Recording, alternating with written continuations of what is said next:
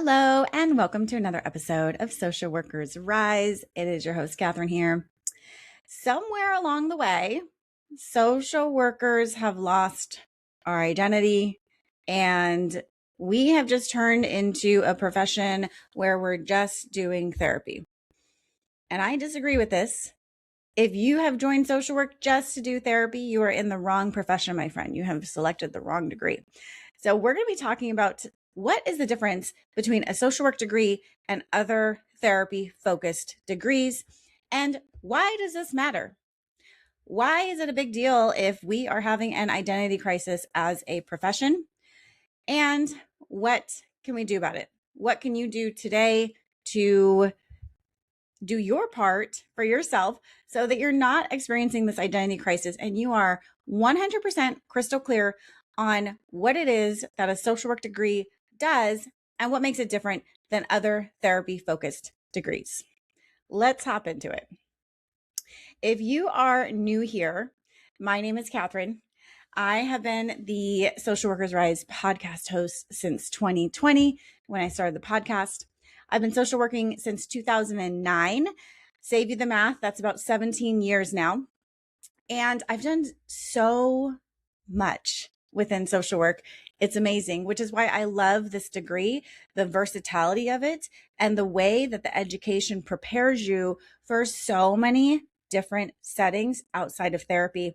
Because I don't know if you know this about me, but even though I'm a therapist now, I never intended to be a therapist. When I first started out in 2009 and I graduated, my heart was set on macro. And that's what I did. That's what I did when I first started out. I got involved in policy, in creating policy formation, in working alongside legislators. I've worked in settings such as affordable housing. I've done community outreach. I've organized resource fairs. I've worked as the director or coordinator of an after-school program. I've also done community education in schools, done presentations, and also I have done the clinical work. So a lot of my career was spent in the medical field. I've been out in the community doing home visits, looking at how all of the different systems impact our clients. I currently provide supervision. I have published a couple books in order to help the field of social work just gain a little bit more organization and more clarity, and just creating tools and resources and courses that help make life easier for social workers, because that is my role here. The whole point of starting the Social Workers Rise podcast is to remind you as a social worker how freaking awesome you are and the value that you bring, even when you can't see it. Because I know that there was a time when I was feeling burnt out. I was feeling less than, I was feeling kind of lost in my career, and I needed this reminder. So hopefully this podcast gives you some direction, some clarity, and just a little bit of motivation on who you are and why you chose this career. Let's remind you of that. So I do want to give you actionable tools. So that's what we're going to talk about today, is why this is a problem, what's happening, what is it that I'm seeing from my perspective, and give you tools that you can take and use today. I will also prelude that I am based in California. So some of the things I'm going to talk about are California specific, but a lot of things also resonate out nationwide and maybe even worldwide. For the record, I do love my fellow therapists, the LMFTs, the counselors, the psychiatrists. A lot of people do amazing work, and there's absolutely no way that we can effectively serve our clients as social workers if we are not also utilizing those therapy focused folks as well, right? So I do want to be clear on that this is not an us versus them, but this is a, hey, what's different about each of us and where are our strengths and how do we tap into that? So this topic has been simmering in my mind for a long time, and it really came about this week. I was having conversations with social workers, and a lot of social workers Even people who are licensed clinical social workers, people who have their DSW, their doctorate of social work, they really were unclear on what the big deal is about the differences between a social work degree and a therapy focused degree.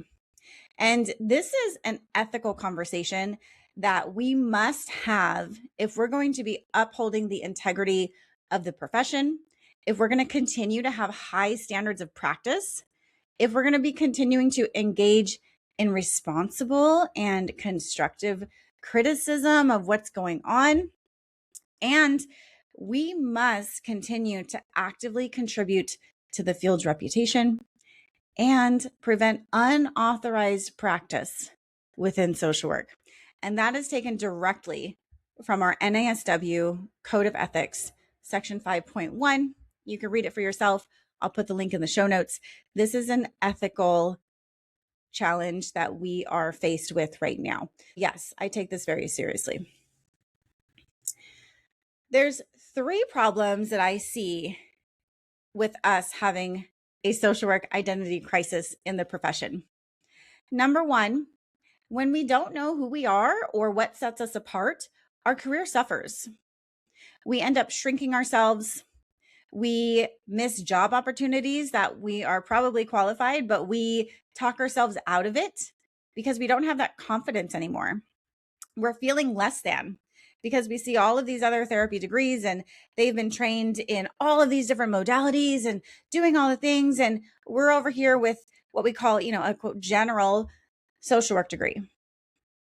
And it makes us feel less than. It makes us feel like we're not as competent in therapy as maybe some of our peers would be, as far as with an LMFT or maybe a counselor who their entire degree was focused on diagnosing and therapy interventions, right? And we might even start to feel stuck in these roles. A lot of times coming out of grad school, I hear people talk about how they don't know what to do. They don't know what the options are for social work. They think they need to work in a government agency, in a nonprofit, or do therapy. And if they don't want to do any of those things, they might end up leaving the field because we feel stuck. We don't know what our options are.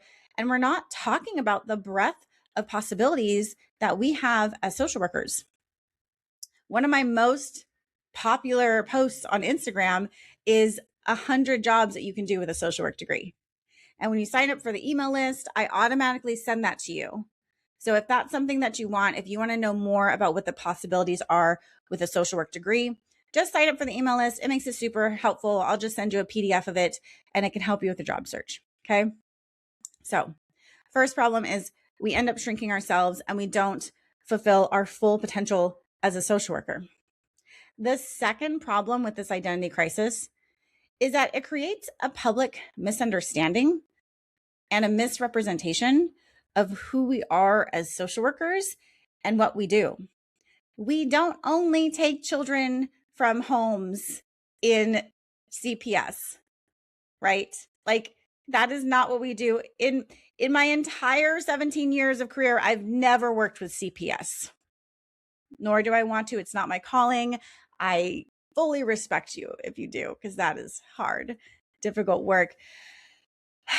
So if we're truly working to expand the awareness of the value that social workers bring and what we do outside of CPS, then we really need to get clear on our own identity. We as individuals need to feel confident speaking up about why we are different, how we don't only do child protection services and we don't only do therapy. There's so much more. And a lot of times clients can struggle with this understanding and the ways that we help. I know throughout my career, especially in the medical setting, when I would say, "Hi, I'm a social worker," people would get nervous and say, I haven't done anything wrong. Nobody's abusing me.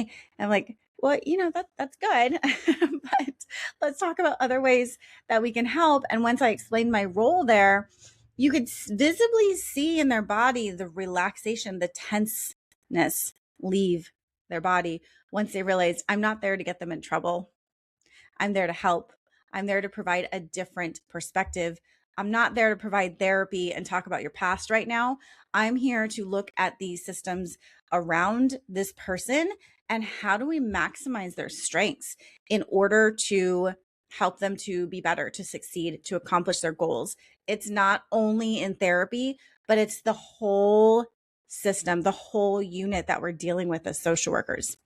It's, for example, therapists are going to be really great with, let's talk about your anxiety. Where does this come from? Let's diagnose it. Let's work through it. Let's give you coping tools. Compared to a social worker, if you're coming up with a social worker and you have anxiety, the social worker is going to take a different perspective and say something to the extent of like, let's understand how your environment, your access to resources, how past trauma, how current trauma, and how all of these systems are truly contributing to anxiety, and intervene on these systems as well, right? Let's bring in family members. Let's talk about the school system. Is there anything that we can do to help your child with the education that's causing your anxiety, right? So it's not just diagnosing and coping tools, but it's looking at the whole system, and that's powerful.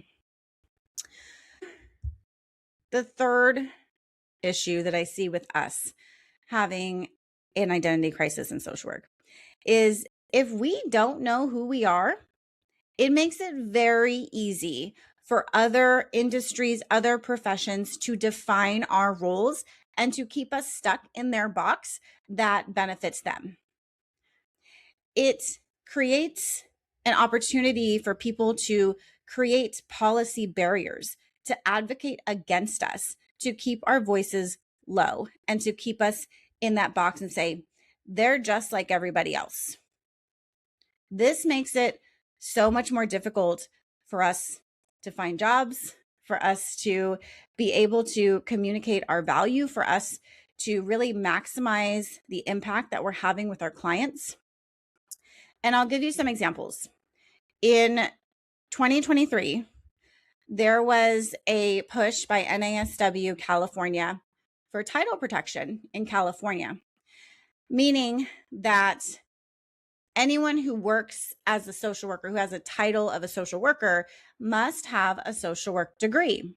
This is to help protect the integrity of the profession, make sure that people are not falsely leading the clients that, yes, I am in fact a social worker.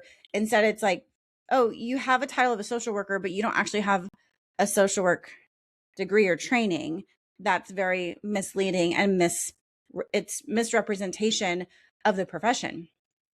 So NASW California has for a long time been trying to advocate for this.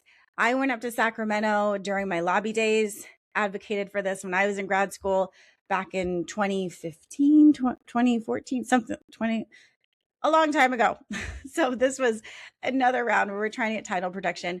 Currently, about 37 states in the United States have title protection for social worker. So this is not something new or crazy. And a lot of times when I talk about it with other people in other states, they're kind of like, it's a no-brainer. We've had title protection for social work for years, but it's been a problem in California. And one of the big advocates against us getting title protection for social workers is the LMFT organization. In their letter that they wrote as part of their advocacy against title protection for social worker, they use the reasoning that social worker is a commonly used term throughout California. Again, diminishing the work that we do, make it seem less than. And furthermore, I heard a LMFT say this week that anyone who does social work is a social worker. And I disagree, because just because you do the work, it doesn't mean that you have been adequately trained in that work. For example, I can call myself a professional trainer. That doesn't mean that I am actually qualified to do professional training for anybody. It can lead to harm. Like at first it might be fine, but eventually over time, people can get hurt. It's very important that we are able to voice what it is that we're doing, what it is that makes us different, and why we have this unique role. Because if we don't, other people are going to do it for us, and it's not going to be for our benefit. It's going to be for their benefit. So here's the truth. Social workers can do therapy, but it's not all that we do. We can do CPS. It's not all we do. If therapy is all you want, then social work is not the right degree for you. There's plenty of other great therapy degrees out there. And the strength of our degree is in the diversity that our role brings.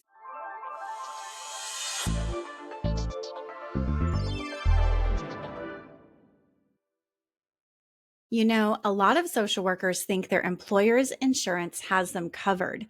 But here's the thing, that policy is really there to protect the organization, not you.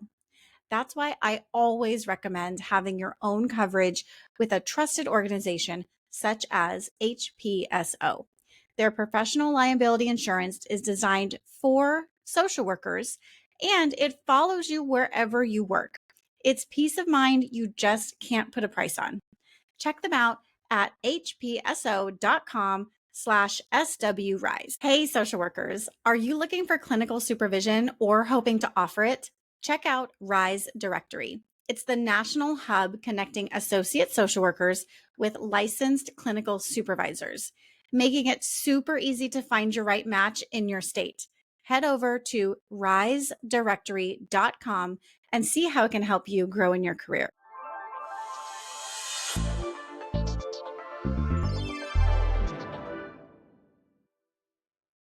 So what's the difference between a social work degree and a therapy-focused degree? Therapy-focused degrees, meaning licensed marriage and family therapist, counselors, those degrees are micro-focused. They're focused on clinical diagnosing and treatment in the therapy room, in the therapy space, which is needed. I mean, Lord knows we need therapists right now. Very much needed. They do great work there. The difference, though, is with a social work degree is we're trained on all the different levels, on micro, meso, and macro levels. We have specific education on macro systems, on social justice and advocacy, on person and environment, on policy formation, policy advocacy, meso, working with groups, community resources, as well as micro, as well as the therapy space, as well as clinical interventions. They all work together. None of these areas are in silo. And just to kind of point out, there is a reason that you must have an LCSW supervised social workers for more than half of your clinical hours in California. Some states, the LCSW has to supervise the social workers associates for all of their hours. Like they're not even allowed to be supervised by other therapy people because there is such a difference. Meanwhile, at least in California, LCSW can supervise all of the hours for LMFTs. And so I really want to drive this home that our degree is much more broad than the therapy specific degrees. Micro level practice, we're going to be working directly with individuals, helping them cope with their situation. This might look like jobs like case management, therapy, providing community resources, etc. Meso level practice is working with groups instead of individual clients. And this can be working with community groups. This can be working with therapy groups, a lot of different groups in this particular area. And the macro level practice, this is where we're really going to lead and establish the social change aspect of social work. We're working on a large scale of organizing, policy change, taking needs assessments in the communities, administration. Social workers share a commitment to promoting the social welfare, helping people of all backgrounds overcome whatever it is that they need help overcoming, their unique challenges. We advocate for social and economic justice for everybody of the community. And this helps us embody a professional code of ethics. And advocacy is part of the code of ethics as a social worker. So we cannot separate the micro and the macro. They're all connected. A lot of times I'll point out in my supervision meetings how one client is experiencing struggles with this particular area, and we'll reflect that back into how the macro policy is directly influencing that individual, right? All connected. So here's what we do. Here's the call to action is I want you today, right now, to practice explaining what makes you different as a social worker from other degrees. Once you're able to put this into your own words, you're going to have a much better understanding of why it is that you got the degree and how it benefits you. Practice this, because at first it's going to feel probably pretty awkward and you'll probably stumble over your words, and that's okay. It's okay, because eventually we want you to be able to answer this question anywhere that you are, right? So if you're meeting a new client, oh, what's your role as a social worker? What do you do? Are you going to take my kid? No, I'm not going to take your kid. Please we want you to keep your child. But this is what I do, right? Or if you go into a job interview and they ask you that question, why do you feel that you're the person for this role?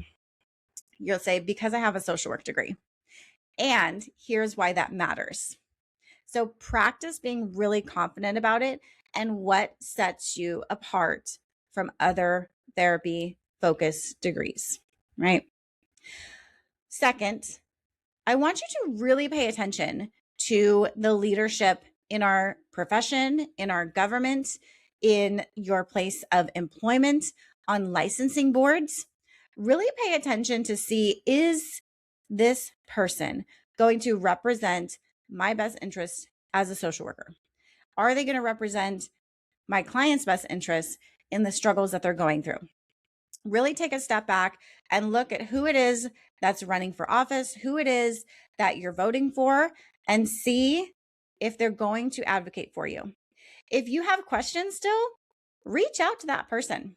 Have conversations, talk with your colleagues about what it is that's going on, about your concerns. See if there's any substance there, see if there's anything, see what you're missing, and ensure your voice is heard. That's part of the ethics too, is that we must be advocating for social workers and for our clients. We must be working to maintain the integrity of this work, of this organization. So do not let people silence you. Do not be intimidated. Do not be manipulated. If you are, that's okay. It happens, but don't stay there, right?